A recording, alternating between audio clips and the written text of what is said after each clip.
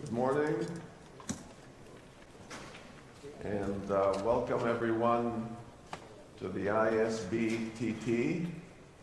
I'm John de Zulueta, a member of the board of the Círculo de Empresarios, and I was recruited to this job because I speak English.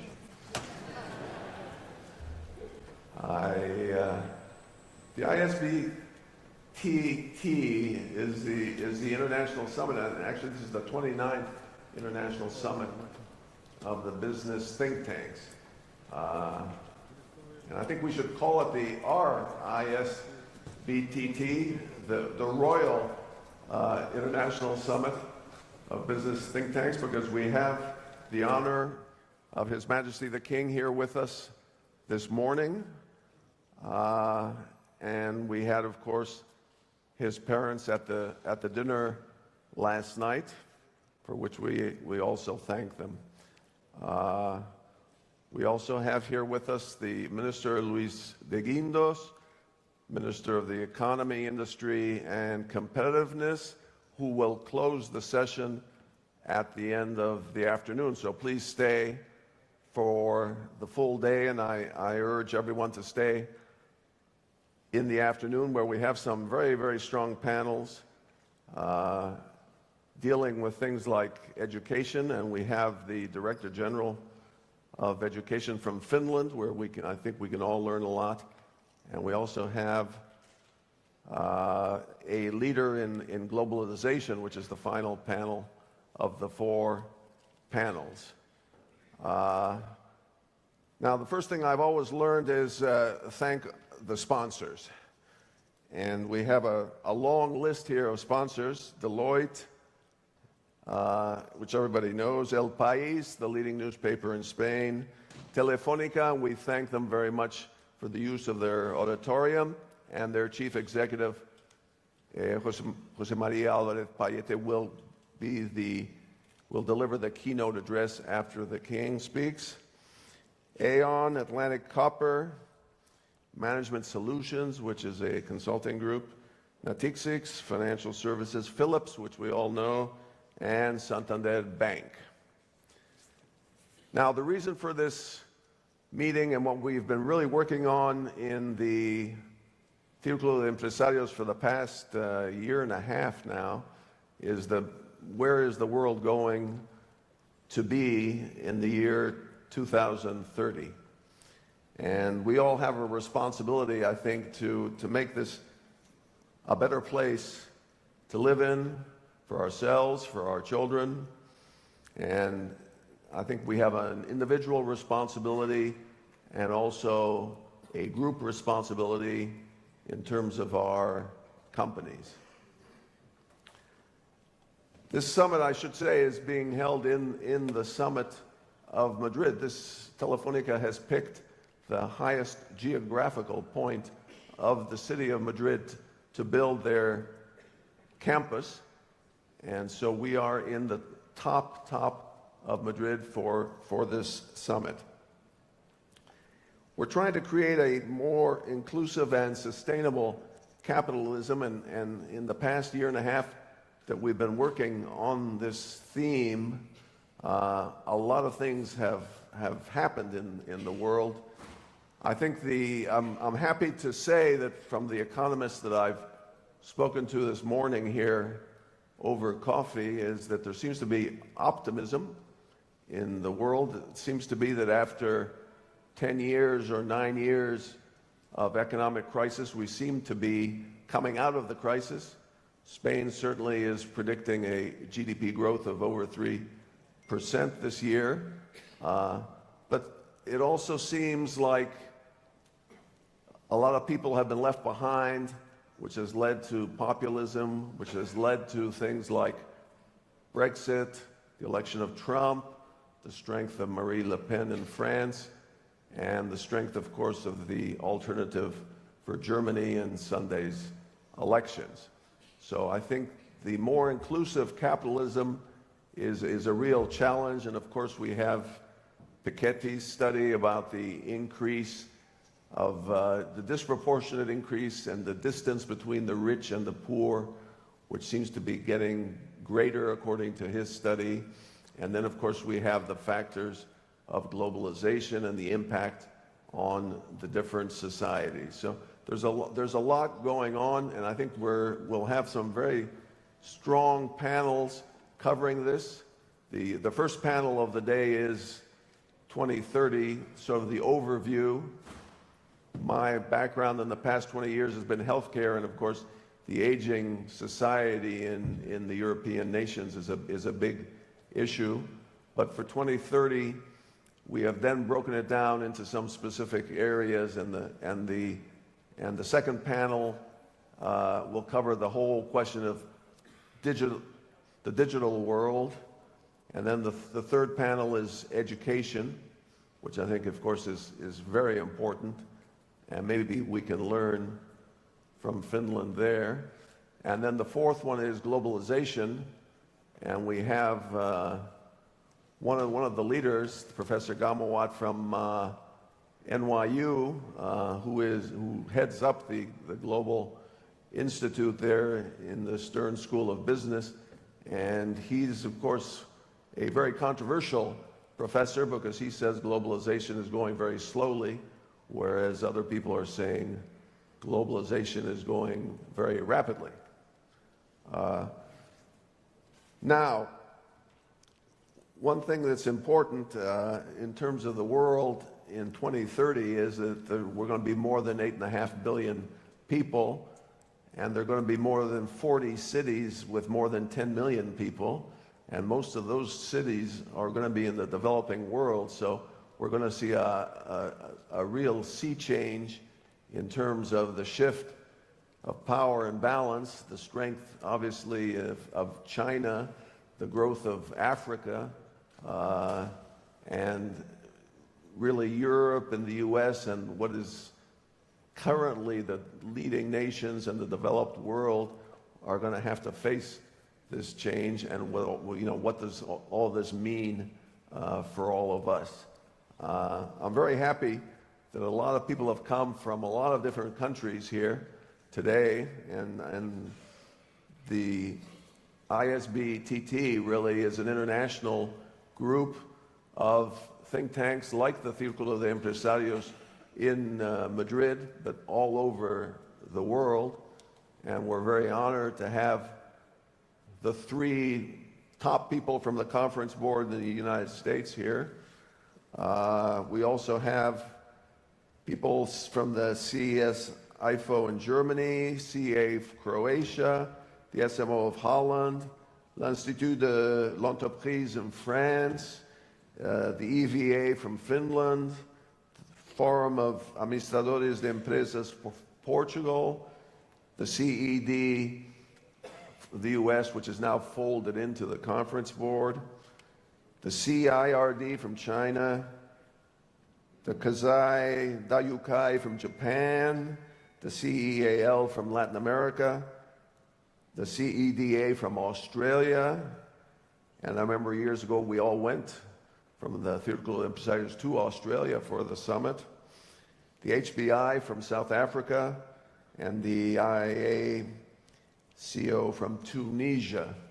So it's a very big network of international think tanks, and hopefully all of this global thinking can lead to more prosperity in the world, a more inclusive society, and greater economic development. We certainly would like to thank His Majesty the King for attending here. His Majesty has been very supportive of business in Spain. In fact, just yesterday he was in Palma de Mallorca promoting tourism, which is of course one of the leading industrial sectors here. We also have had the recuperation of the construction sector and the increase in exports. And so those three factors have really propelled Spain out of the years of crisis. So the first person I would like to introduce to speak here today is the president of the Círculo de Empresarios, Javier Vega de Seoane, who's an engineer, who's had a brilliant business career. Back in 1988, when I was running Schweppes, he was on our board. So he has a long track of success in business. He spent many years when the government had the INI and ran a whole series of state-run companies. He was a major figure there. He was a major figure in Air Cross in Barcelona. He is now chairman of DKV, or DKV, as the Germans say, insurance. He's also involved in the advisory board of Fujitsu. So please welcome Javier Vega de Seoane.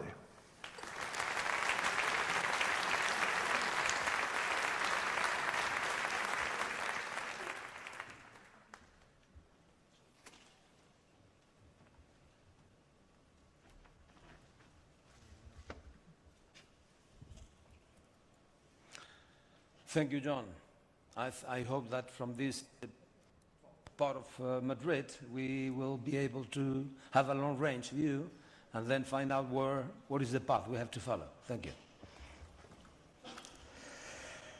Your Majesty, Minister of Economy and Competitiveness, authorities, fellow organizations, friends. Firstly, I'd like to thank Your Majesty for having accepted our invitation to preside over the inauguration of the 29th International Summit of Business Think Tanks. Allow me also to welcome delegates of a variety of business organizations from all over the world, all members of the International Network of Business Think Tanks. I'd also like to take this opportunity to remind you that Círculo de Empresarios, which is celebrating its 40th anniversary, contributed more than 30 years ago to launch of this summit for business think tanks, and that this is the fourth time we have celebrated our international summit here in Madrid. We have therefore a veteran organization which says a lot about the consolidation of this international collaborative project comprised of organizations from civil society. And with this in mind, I would like to thank Lucila Gómez Baeza for her personal involvement in the initial launch of this global network. Lucila? Lucila is not here. His spirit is with us. Of course, it goes without saying that I would also like to thank the summit sponsors, Deloitte, El País, and Telefónica, whose premises we are using. Thanks, President José María Álvarez Payete. Many thanks. As well as the other patrons, Atlantic Copper, Aon, Management Solutions, Natixis, Philips, and Grupo Santander. In the title of the summit is reflective of the concerns we all have. The world in 2030 towards inclusive and sustainable capitalism. If there is one lesson we have learned from the recent economic downturn, is that capitalism, which has so far shown that is the only economic model with a capacity to generate wealth and progress, should be both sustainable and inclusive. Or it will not complete its primary task. And if it fails to do this, it may be called into question, as already is happening.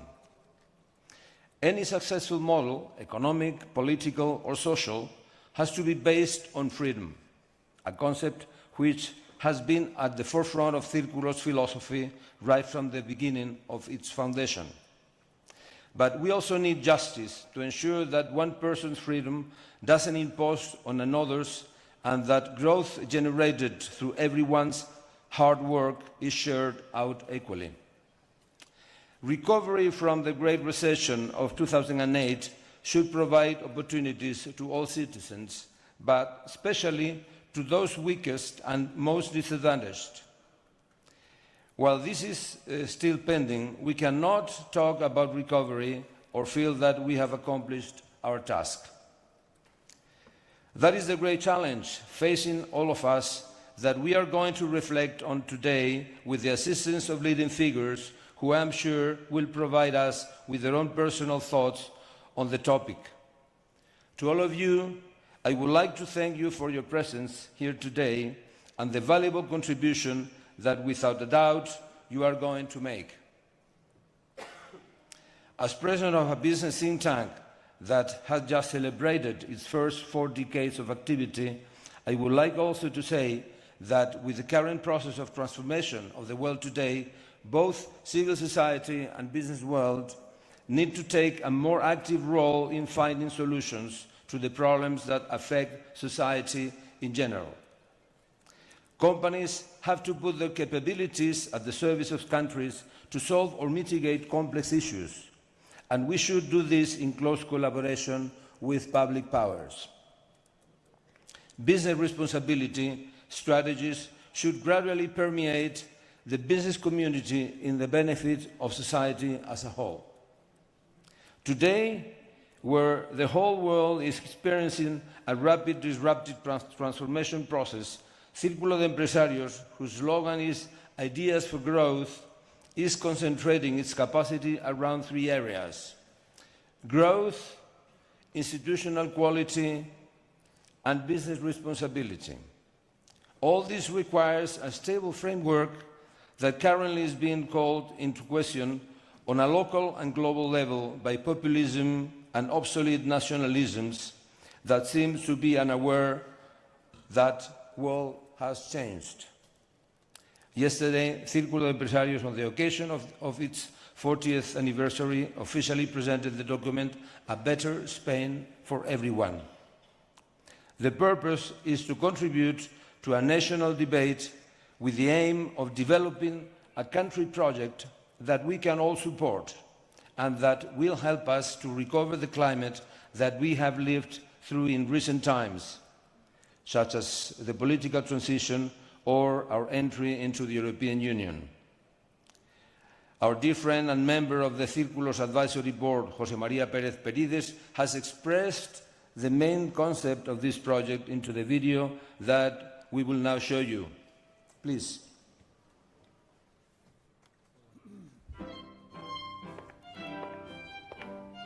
España tiene un próspero futuro a su alcance, por su gran variedad geográfica y cultural, por su larga historia y por su enorme potencial.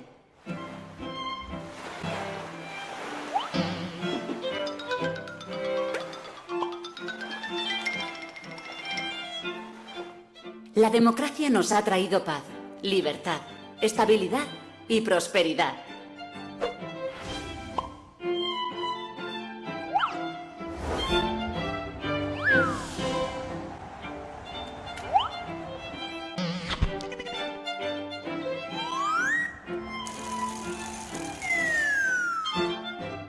Con diálogo y consenso se han logrado acuerdos provechosos para todos.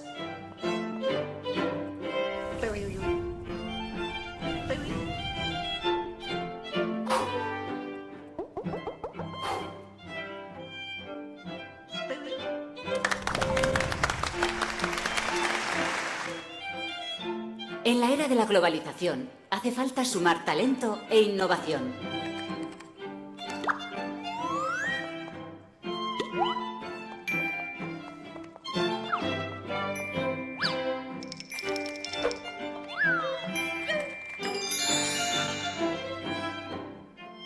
La educación de calidad y la formación permanente garantizan la igualdad de oportunidades.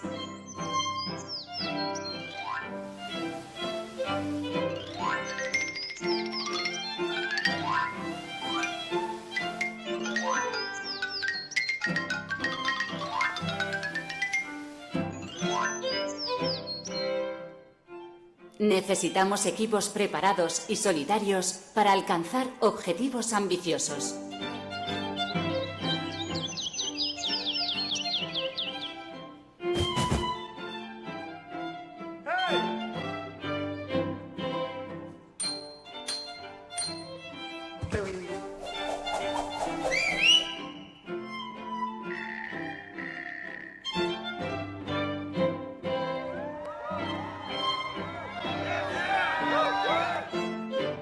Cada generación debe ayudar a la siguiente a conseguir su desarrollo.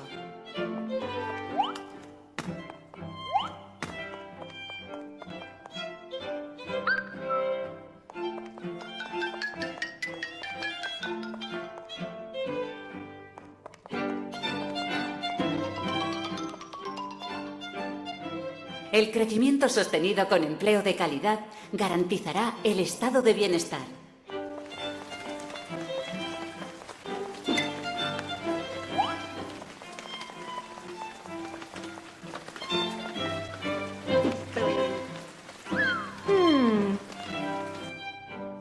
Es imprescindible combatir eficazmente la corrupción y la economía sumergida.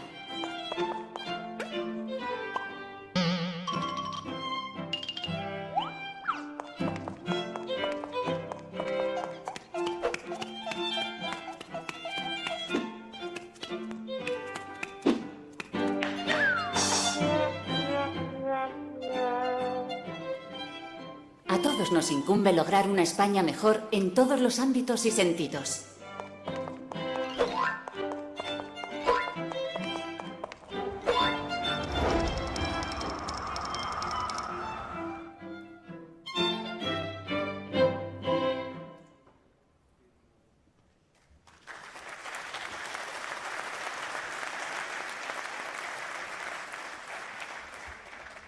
Thank you, Peridis. He did a very good job, according to our opinion. The solutions to these problems have to come about, as they always have done, through dialogue, consensus, as the goodwill of those who take part: government, political parties, institutions, business people, trade unions, workers, and civil society in general. And this attitude that we should all adopt, and which has the key to our transition to a democracy 4 decades ago, can be summarized through a recent suggestion by His Majesty, the King of Spain, which I would like to quote: "Let's shake hands and not turn our backs on each other." And that, my friends, is the task we have ahead. Many thanks to all of you.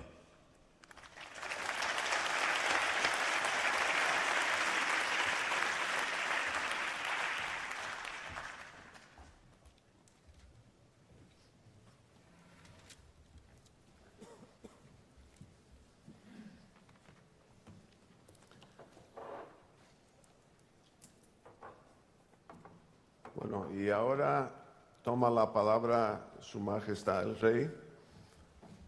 Now, His Majesty the King will say a few words to us.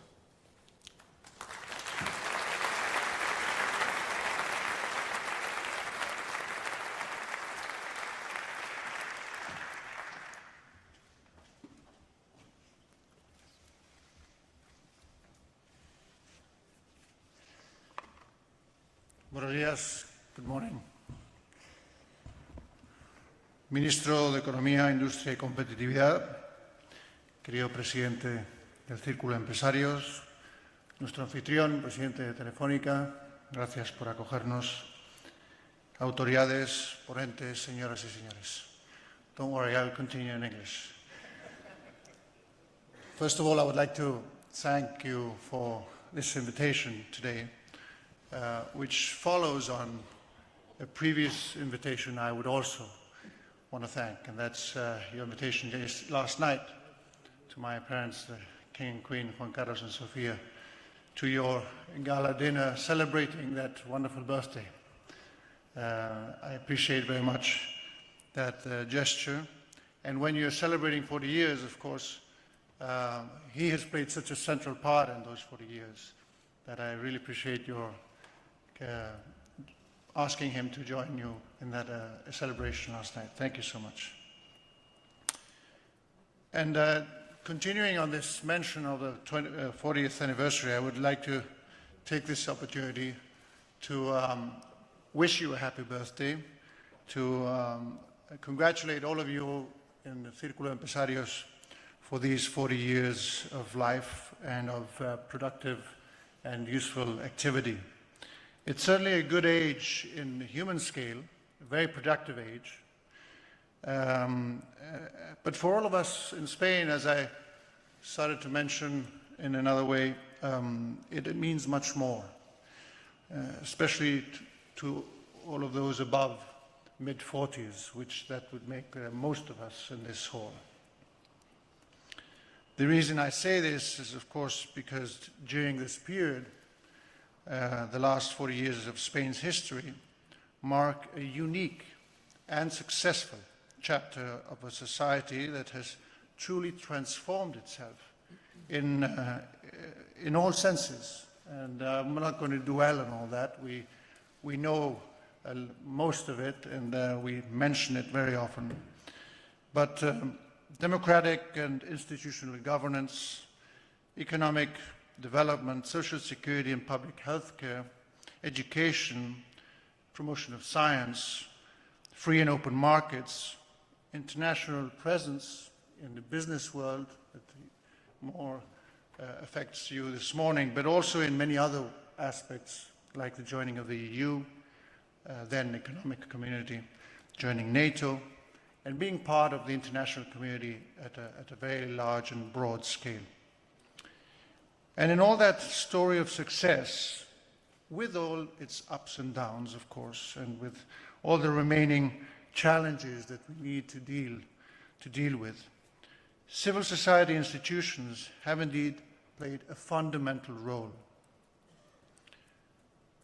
Within that role, Círculo de Empresarios should rightly be proud in claiming it has exercised the leading part in analyzing and forecasting problems with an independent stance, or in proposing useful ideas for our country's progress and modernization.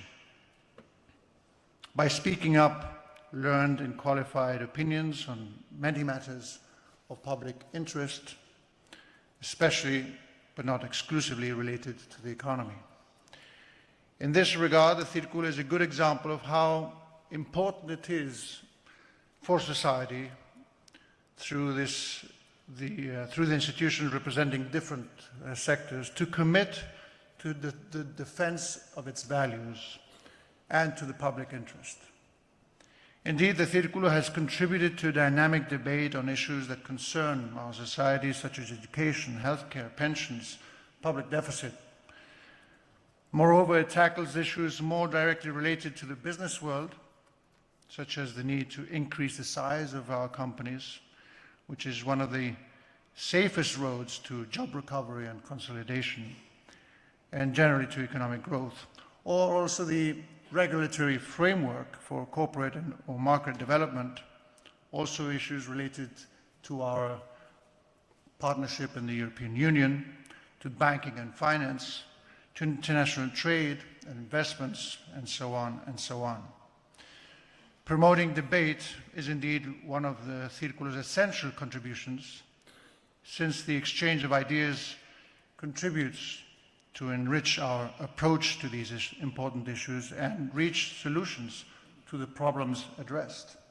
The response we give to these questions will determine the health of our welfare state, a basic element in the stability and progress of our democracy.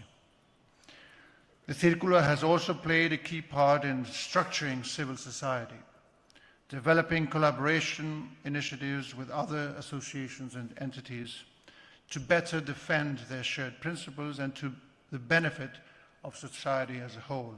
An example of these initiatives is precisely today's summit.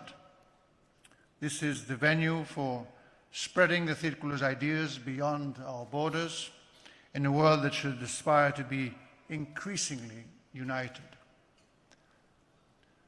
And since I'm here mostly not to speak but to listen and to learn as well, I think we all should never stop learning. I won't continue occupying more of your precious time, but I will remain with you to listen. Unfortunately, I won't be able to do that the whole day, but I will pick on Javier for some brief reports on everything that you have been discussing today. We're going to have the opportunity and the privilege to listen to what I am sure will be some very interesting reflections coming from a group of highly prestigious personalities regarding the challenges posed to us by the still ongoing and deepening globalization.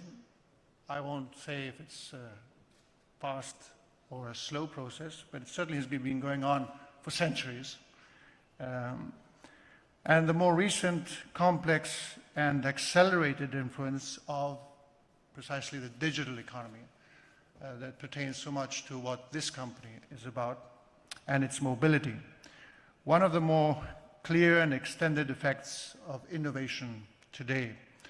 Of course, there are many more embedded issues, themes, challenges in these broad concepts of modern trends.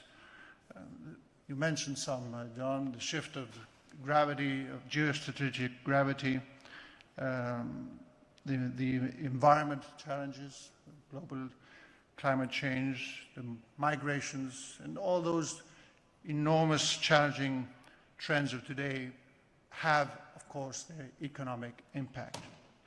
But those two broad issues, globalization and digital economy, are already having a present and daily impact and profound impact on two aspects that are critical for us: employment and education. If we can address them appropriately, we will certainly be able to advance towards the broad and long-term objective, which is a more inclusive and sustainable economic system. The crisis of these past years has placed us in an unsecure and unstable world, one with marked new social divides, a world that is facing major threats and uncertainties. I'm sure that joint reflection, that debate such as this morning, exchange of ideas, and as I pointed out, will help, certainly will help us find, among all of us, solutions to those major challenges. As I said, I won't continue occupying your time, but I certainly thank you for this opportunity. I congratulate you for maintaining this flame of deep thought, of generous thought about our problems, our trends, and to be able to face a better world tomorrow for future generations. With my best wishes for your every success at this event and also your long-term aspirations, it is now my honor to hereby declare open this 29th summit, International Summit, I won't add the R in front of it, of business think tanks. All the best to you, and thank you very much.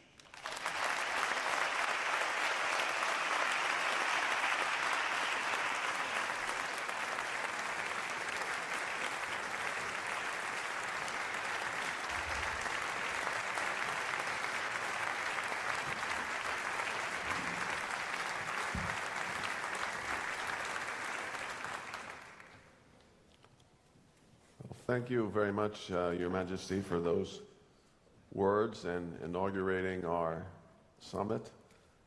Now we move on to the new CEO. Well, he was named CEO of Telefónica last year. Jose Maria Alvarez Payete will deliver a brief keynote address.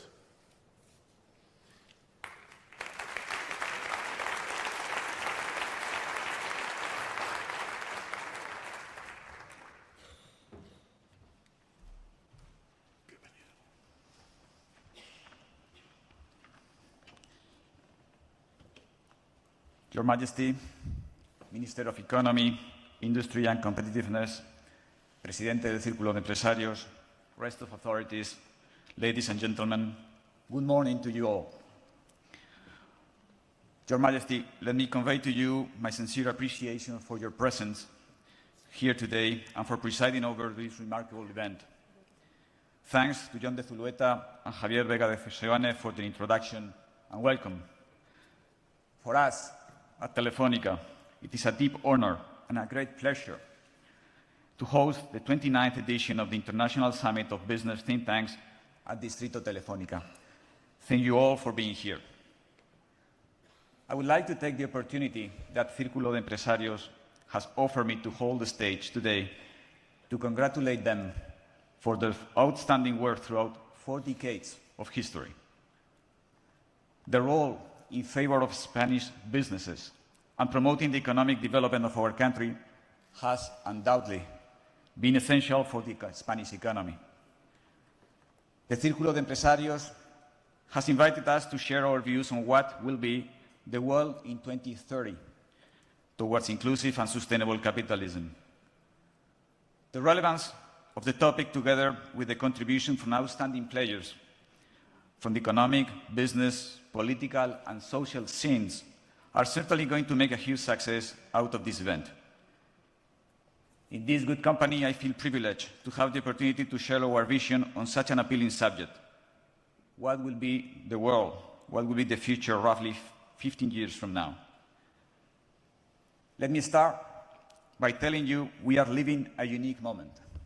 Never in the history of humankind we have enjoyed such an amount of technology as we do today. This is deeply related to Moore's law, formulated more than 50 years ago. It predicts that every 18 months, the processing power of a chip would double. At the same time, its price would halve. The explosion of technology made possible by Moore's law is at the root of the digital revolution, whose impact so far could well be 4 times larger than that from the Industrial Revolution. Digitalization is stimulating and facilitating transformation across every sector by improving customer satisfaction, driving optimization, nurturing new revenue streams, and developing new business models. This is why digitalization has led to an increase in almost 50% in productivity and accounted for between 15 and 30% of job creation in recent years in the world. In the 21st century, the rich countries will be those that are capable of facing the challenges and capturing the opportunities related to digitalization. Far from decelerating, we should expect further technological disruption and digitalization across every sector and industry to be one of the global trends determining future as well as current challenges and opportunities. It all started in the 90s with the advent of the Internet and grew thanks to the explosion of connectivity, the spread of smartphones, and the rise in information storage and processing capabilities. Today, we want to be connected 24 hours a day, 7 days a week, 365 days a year. Each of us, in countries such as Spain, we spend an average of almost 3 hours per day connected through our smartphones. We interact with each other and remain in contact and share information in social networks. We do our shopping in the internet. We benefit from access to the best doctors and their finest medical knowledge with telehealth, big data, and cognitive systems. We can 3D print a bridge, a house, a meal, or even a human organ. Facial recognition speeds up airport lines, and our digital fingerprints are the new keys to our homes and valuables. We study and travel with virtual and augmented reality.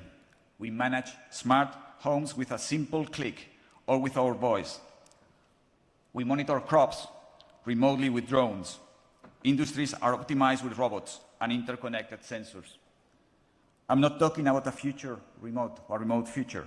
This is already happening today, and this is just the beginning. All of this is possible thanks to unprecedented connectivity achieved through fiber, cable, VDSL, and 4G networks deployment. On top of this, video, security, Internet of Things, and cloud services introduce new functionalities to improve the customer experience. But we already envision 5G will be a real revolution. Speed connection will be 100 times faster than today's, with latency 5 times less than what we enjoy today. Data volumes and the number of interconnected devices will grow by 1,000 times. Virtualization will enable network capabilities based on software instead of traditional configurations based on hardware. These new programmable capabilities will improve and optimize network management. Then, on top of all these amazing technologies, we have seen the arrival of artificial intelligence. Not so long ago, this appeared to be just too futuristic. However, the development of underlying technologies such as augmented and virtual reality, language recognition, and machine learning algorithms is making it very real.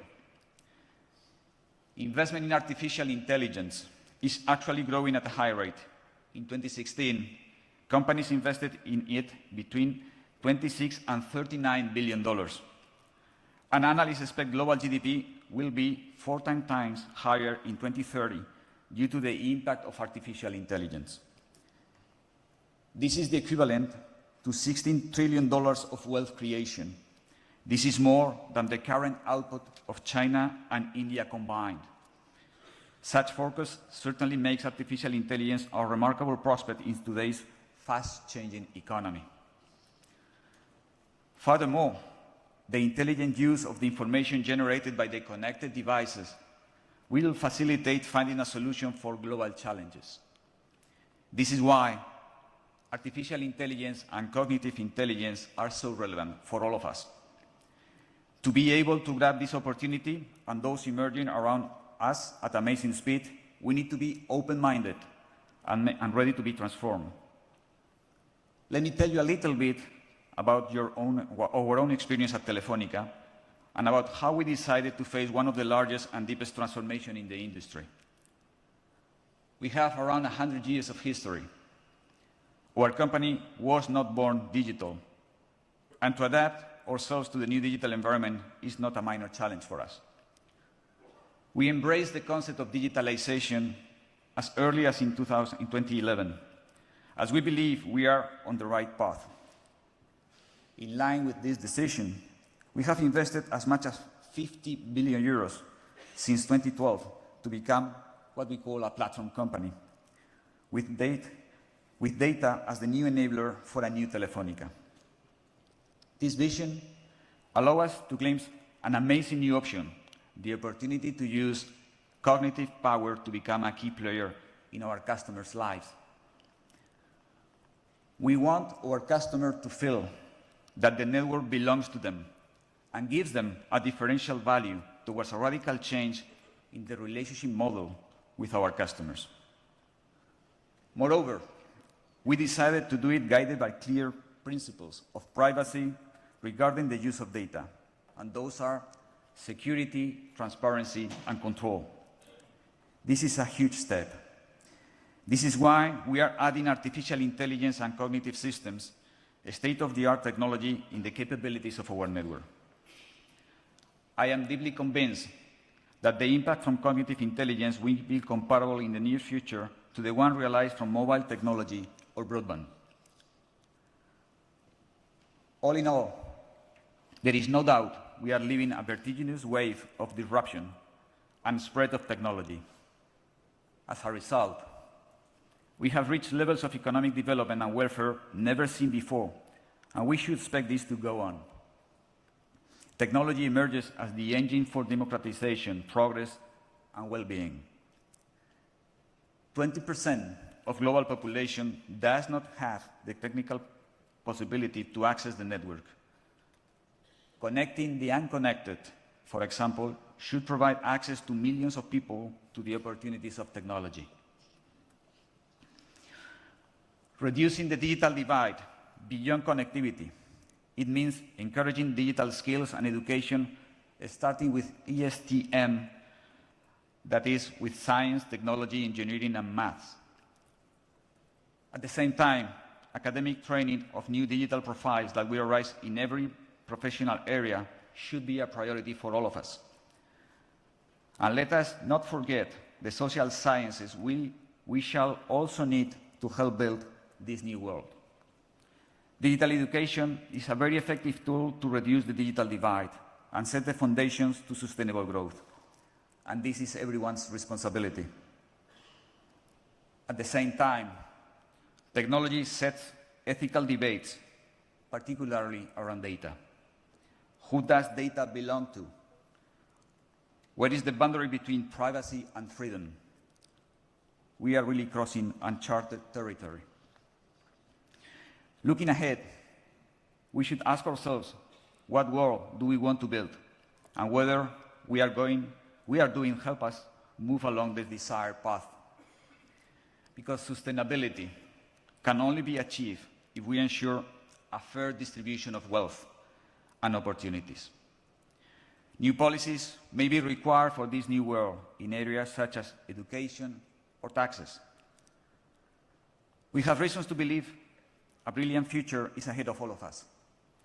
But only with values that guide us can we capture the full potential of technology to build a better and fairer society. We should all contribute to forming a better, more equitable world, participating actively in the construction of a new digital society. The future really belongs to everyone. It is everyone's responsibility as well. Let us all be there. Thank you very much.